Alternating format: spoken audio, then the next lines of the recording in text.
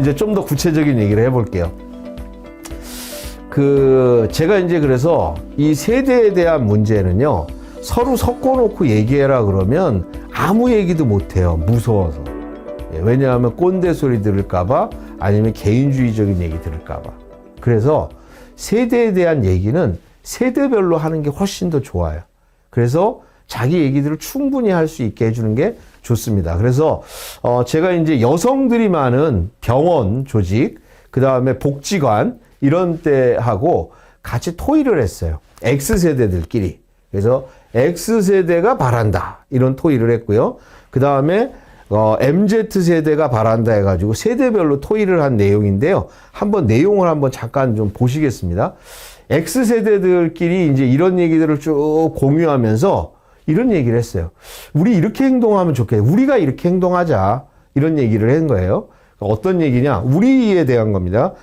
X세대들, 우리들 이렇게 해보자라는 얘기예요. 어떻게 하면 좋을까 했더니 나온 얘기예요. 소통하자. 권위의식을 버리자.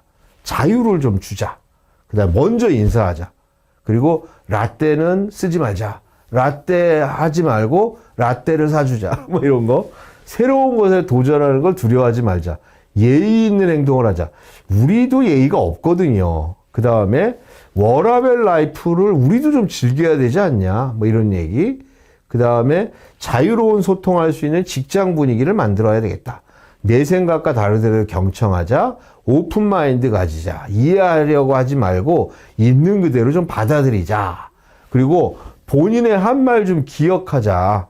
그리고 서로의 의견 존중하자. 뭐 이런 얘기들이 기성세대 분들끼리 모여서 토의를 했을 때 나왔던 내용이었어요.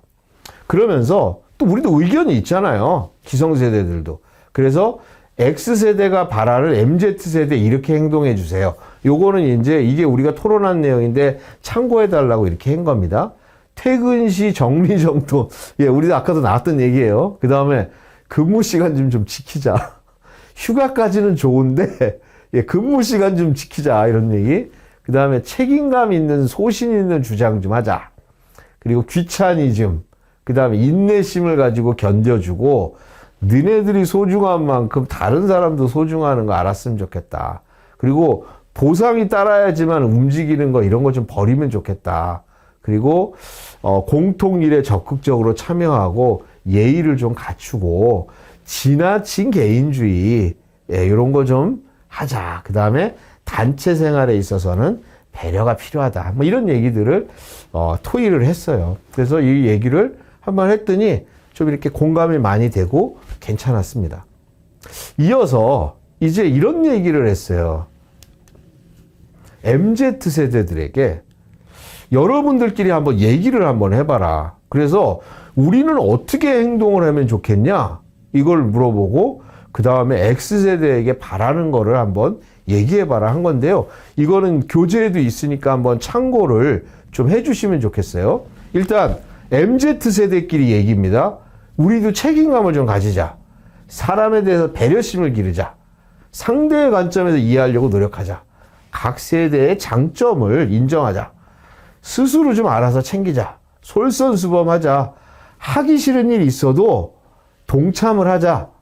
자기 생각하는 거, 자기 생각을 말하는 게 예의 없는 게 아니니까 할 말은 해야 된다. 이런 얘기 했고요. 다른 관점과 강점을 인정하자. 뭐 이런 거.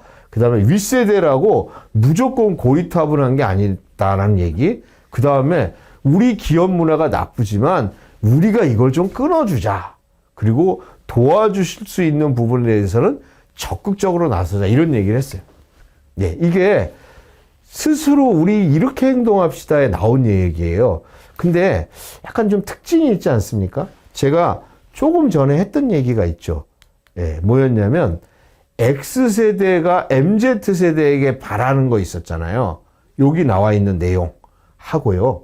그 다음에 MZ세대가 우리 이렇게 행동합시다라고 얘기한 게 내용이 동일해요. 거의. 그렇지 않습니까? 예, 이 얘기는 뭐냐면 우리 기성세대의 판단과 MZ세대의 판단이나 이런 게 아주 처음부터 끝까지 완전히 다르지는 않다는 거예요. 그리고 내가 느끼는 느낌이나 이런 부분들 있잖아요. 많은 부분 맞다는 거예요. 예, 문제는 이제 이 옆에를 한번 같이 보겠습니다. MZ세대가 X세대에게 바라는 거예요. 이렇게 행동해주면 좋겠어요. 라고 하는 거 얘기를 한번 볼게요. 이거예요. 이제 생각은 비슷할 수 있는데 이렇게 달라는 거예요. 이거. 지나친 개인 사생활에 대한 질문을 삼가해 주세요. 뭐 이런 거 있잖아요. 네, 휴가 냈어요. 무슨 일인데 요즘 물어서도 안 되지만 여행 좀 가려고요. 네. 그래, 누구하고? 남자친구하고. 뭐 이런 거 있잖아요. 이런 얘기들 있잖아요. 개인 사생활에 대한 질문을 싫어하는 이유가 있어요. 그 이유는 뭐냐면요. 이런 겁니다. 뭐냐면, 나의 소중한 삶을 아무런 의미 없이, 그리고 남들의 그냥 이렇게 가십거리가 되는 거 있잖아요. 이런 게 싫은 거예요. 뭐 예를 들어서 개인적인 문제가 있어서 진지하게 같이 고민하면서 문제를 물어봐 준다면 그거가 그렇게 싫겠습니까? 우리 자식들 보면은 20대, 20대 자녀들 부모하고 진지한 대화 하잖아요. 진지한 대화를 싫다는 게 아니에요. 그런 거예요. 그 다음에 말하는 도중에 끊는 거. 이런 거. 이거는 제가 이제 저희 애하고 밥을 먹다가요. 제가 이제 갑자기 애가 그냥 정색을 하는 거예요. 왜 그러냐면 제가 말을 하다 끊었어요. 내 생각은 말이야. 이렇게 얘기했거든요.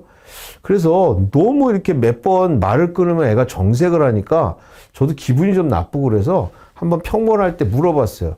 야, 너 말 끊는 게 뭐가 그렇게 싫으냐? 왜 그렇게 싫으니? 그랬더니 뭐라고 하냐면 존중하지 않는 거잖아요. 존중받지 않는 게 싫어요. 예. 바로 말을 끊는다는 거는 존중의 문제입니다. 옛날 옛적 얘기 하지 말아주세요. 뭐 이런 것도 있고요. 소통할 수 있는 시간. 실제적으로 보면 같이 얘기할 시간이 별로 없어요. 그러다 보니까 이제 생기는 문제고요. 그 다음에 이거. 답정너. 이거는 우리가 이제 옛날 표현이라고 하잖아요. 답은 정해져 있으니 너네들은 따르기만 하면 된다. 이게 답정너잖아요. 근데 이게 뭐냐면 MZ세대가 기성세대를 보는 부정적 관점을 대표적으로 표현하는 게 이거예요. 근데 이건 한번 생각해 볼 게 있는 게요. 우리가 답이 정해져 있을 때가 있어요. 근데 여러분 의견 한번 내주세요. 이렇게 얘기한 다음에 자기가 정한 걸로 그냥 결정하는 거 다 안다는 거예요. 그래서 정해져 있는 거 할 거면 솔직하게 난 이렇게 가려고 그러는데 그래도 의견 한번 듣고 싶어라고 얘기하는 게 낫지. 여러분 의견 내세요 라고 얘기하고 그냥 자기가 생각하는 이거는 좀 기분 나쁘지 않겠습니까? 그 다음 빨리빨리 재촉하는 거 있잖아요. 예, 이것도 되게 싫어합니다. 이들은. 그리고 퇴근 시간 임박해서 오래 걸리는 업무 주는 거. 예, 이거를요. 나는 퇴근이지만 중요한 거에서 줬어요. 그런데 이거에 대해서는 이렇게 받아들이는 거예요.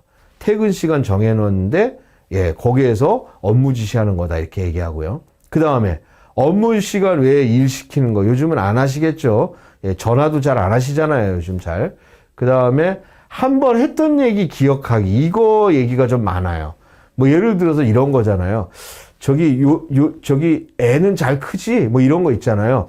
아이 무슨 소리 저 결혼도 안 했잖아요. 뭐 이렇게 얘기합니다. 한 번 들었죠. 결혼 안 했대잖아요. 근데 뭐냐면 또 만나가지고 이번에 어린이집 보내나? 뭐 이런 거 있잖아요. 말도 안 되는 거. 이런 거. 자기 했던 얘기 기억 좀 하시라는 얘기고요. 변화를 두려워하지 마세요. 근거를 들어 지시해 주세요. 이거 있고요. 그 다음에 희생을 당연하다고 생각하지 마시고 그 다음에 나온 거. 회식이 갈등의 해결책이 아니라는 거예요. 그래서 이게 뭐냐면 얘네들 머리에 각인 효과가 있거든요. 각인 효과. 뭐냐면 문제가만 생기면 회식을 하는 거예요.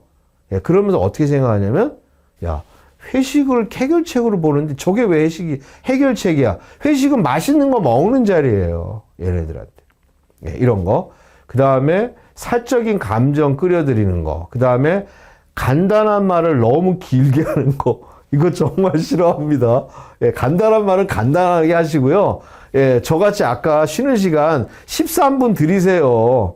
뭐냐면 저는 거기서 끝냈어야 됐거든요. 근데 예를 들어서 13분 주면 너무 많다고 생각해서 3분 느릴 이유가 없어요. 그냥 쉬면 돼요, 거기서. 그럼 좋은 점도 있습니다.